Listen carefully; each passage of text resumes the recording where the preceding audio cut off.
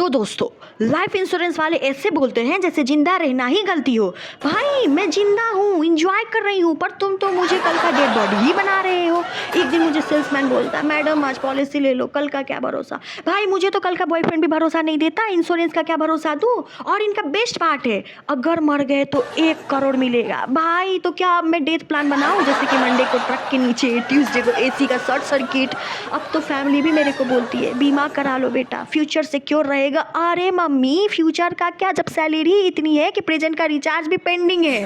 और जब पूछते हैं एजेंट वाले से कि अगर नहीं मरे तो एजेंट वाला का रिप्लाई आता है, तब तो बस आपका प्रीमियम कटेगा। मतलब जिंदा रहो तो फाइन, मर जाओ तो फैमिली का जैकपॉट।